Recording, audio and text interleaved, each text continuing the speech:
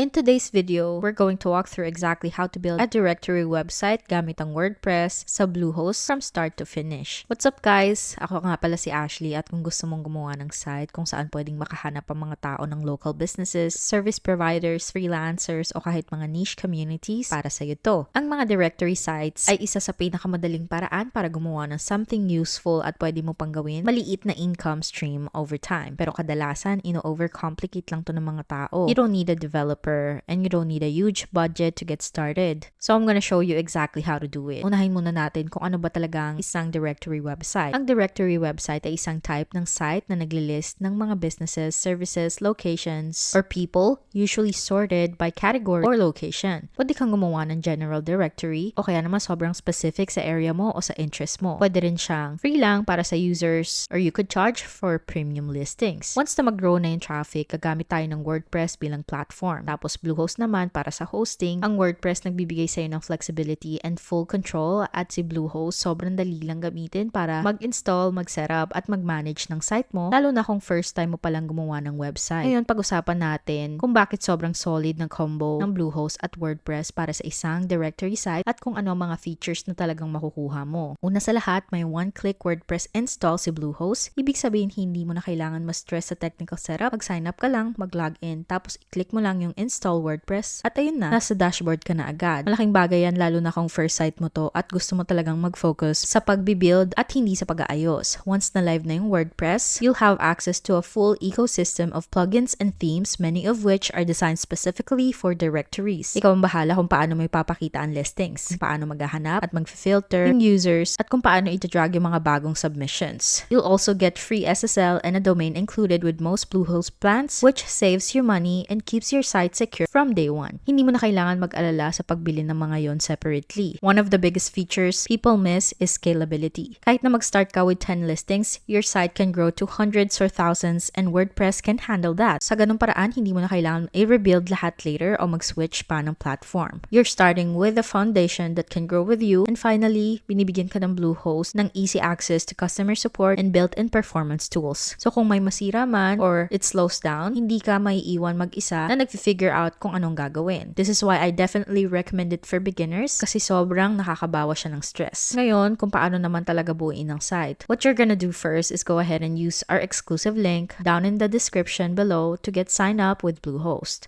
Pag naklik mo na yung link na yun, i-click mo lang yung Get Started Now tapos makikita mo na lahat ng iba't ibang plan options. Didiscuss natin yan ng mas detailed mamaya sa video na to, pero sa ngayon, choose a plan that fits your needs and get logged in. Once you're logged in, ito yung makikita mo. So what we're gonna do is go ahead and go to websites tapos mag-add ng website. Mag-proceed tayo sa pag-install ng WordPress. Ito na yung sinasabi nating one-click WordPress installation. Site title, continue. You can use a temporary domain for now or enter a domain. Skip muna natin yan kasi dadagdag naman natin yan later. Ngayon, hayaan lang natin si WordPress na gawin yung kanya. Amazing! So ngayon, installed na yung WordPress. We'll go ahead and click into it. So we're gonna go ahead and start with starter template. Okay, so ngayon, nahanap lang tayo ng isa. So pipili lang tayo ng template tapos i-click natin yung select template. Okay, ngayon nasa WordPress dashboard na tayo. Ang gagawin natin is punta tayo sa plugins because we need to install the plugin for our directory site. So we're actually gonna go to add plugins. Magsa-search lang tayo dito, i-click natin yung install now, and after that, i-click natin yung activate. Once natapos na yon, tapos na. So ngayon, meron na tayong directory listings dito mismo. Ang gagawin natin ngayon is run yung setup wizard. So i-click natin yung business directory. I-skip muna natin tong step na to. Tapos yon, enable natin yung monetization, i-enable yung payment, at mag-import tayo ng demo content. Para lang makita mo kung ano yung tsura niya once tapos na lahat. Okay, so now that we have imported directories, what we're gonna go ahead and do is, you wanna come in at makita yung lahat ng listings. Kung gusto mo na mag-add ng bagong listing, ilagay mo yung title at yung paragraph. Pwede ka rin mag-add ng form, mag-add ng media, or kung ano man ang gusto mong gawin. You'll also wanna customize the categories. So mag-add ka ng name, ng slug, at kung may parent category, dito mo rin siya ilalagay. Kaya nung nakikita mo, nandito lahat yan. Gusto mo rin magdagdag ng locations, pati rin ng tags. And then dito mo na i-customize yung mismong directory builder. Ito yung general setup, di ba? Halimbawa, sa new listing, pwede mong iset na mapunta muna siya sa pending. So, instead of automatic siyang ma-post, kailangan mo muna siyang i-accept. Tapos, yung edited listing naman, nakaset siya as public. Yung default listing expiration date naman, pwede mo rin iset, tapos i-customize mo yung listing form. So dito sa side na to, kung gusto mo talagang i-customize siya fully, pwede na pwede. You can pull any of these fields over here. Now, this is what the single page layout will look like. So once na live na yung listing, ikaw ang magde-decide kung anong mismong itsura ng page. So there's badges, pricing, listing title, having an image or two, and the within contents, you can actually add and post in the fields over here as well. So ayan yung itsura niya talaga. Tapos next naman yung all listings layout. Isa naman to sa mga layout na pwede mong i-customize ng todo para bumagay sa gusto mo. And then, again, here is another all listing layout. And then the search form. So what do you want people, when they go to your site, be able to actually go and see? Gusto mo ba makapag-search sila by location, by category, o mas detailed pa like pricing, reviews, tags, at iba pa? So siguraduhin mo talagang pasukin at i-customize mo lahat yan. Now what we want to do is go into the settings because we want to enable front-end submissions. So inside the plugin, we'll go to settings, toggle on allow guest listing submissions right here. Ito yung mag-aalaw sa mga business owners or community members na mag-submit ng sarili nilang listings gamit yung form na i-customize nang natin. Pwede mo rin iset na kailangan muna ng approval bago mag-live. That way, you'll keep full control of quality. Now, step number 8 is go ahead and customize the rest of your website.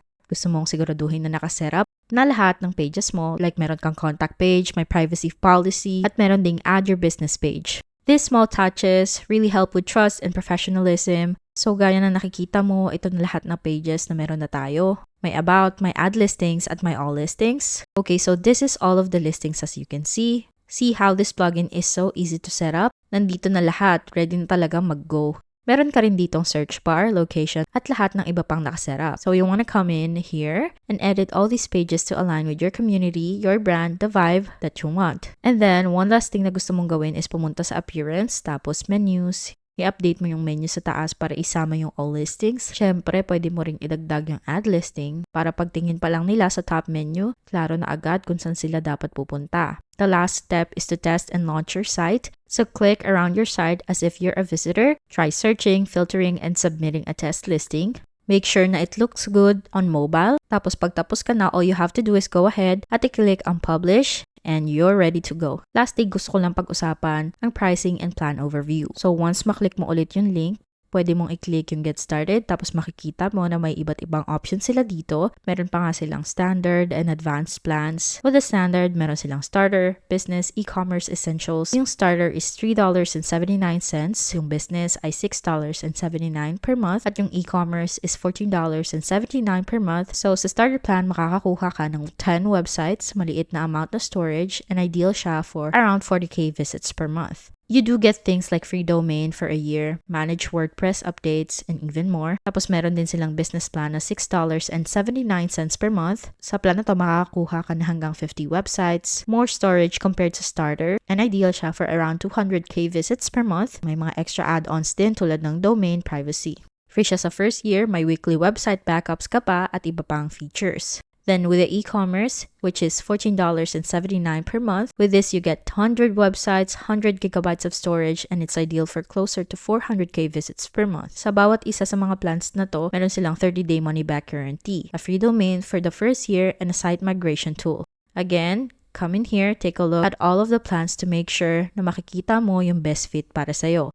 Also, with our exclusive link down below, you can save up to 62% on these plans. So talagang nire-recommend ko na i-check mo yung link namin sa baba para makapagsimula ka na at makatipid ka na rin habang ginagawa mo yon. Bago tayo mag-wrap up, pag-usapan muna natin yung ilang pros and cons para makapag-decide ka kung ito ba talaga ang tamang tool for you. Isa sa pinakamalaking pros is how simple Bluehost makes the setup process. You don't have to connect to a domain manually or mag-configure ng servers. It's basically just click and go. Isa pang malaking plus ay kung gaano ka-flexible yung buong system. Dahil sa WordPress at directory plugin, may control ka over how the site looks, what gets listed, and how people interact with it. You're not boxed in one style or limited by platform rules. That being said, medyo kakailanganin mo talaga ng konting time para ma-figure out yung settings at makapaglaro-laro sa plugin. And syempre, structure mo rin yung listings mo. There's definitely a lot of moving pieces when you're first getting started at yung layout might take a few tweaks before it feels right. Once na ma-build mo na yung base, low maintenance na lang, and it can be easily become a site you can update just a few times a month. So, should you start a directory website website. Kung naghahanap ka ng project na parehong useful and potentially profitable, smart move talaga ang directory side. You're creating a centralized space that helps people find something specific and there's value in that. Alam ko na yung pagsisimula ng first website mo pwedeng overwhelming, lalo na kapag ang daming pwedeng puntahan at gawin at madaling ma-stuck, wondering if you're doing it right. Pero ang totoo, done is better than perfect. Directory websites are a great way to start because they're structured, helpful, at hindi kailangan ng constant content creation. Hindi mo kailangan maging pro, kailangan mo lang magsimula tapos matututo ka na along the way, which is yun naman talaga yung point. And ayun, doon na nagtatapos ang video natin. Kung gusto mo magsimula gamit ang Bluehost at makatipid na rin along the way, huwag mong kalimutan i-check yung exclusive link namin sa description below. Ang channel na to ay para tulungan kang buuin yung pinaka-first website mo at mag-launch ng ideas mo online without getting stuck or overwhelmed. Huwag mong kalimutan mag-like ng video na to at mag-subscribe sa channel. And of course, mag-iwan ng kahit anong comments or questions sa baba kasi gusto namin marinig ang feedback nyo. Thank you so much and I'll see you in the next one.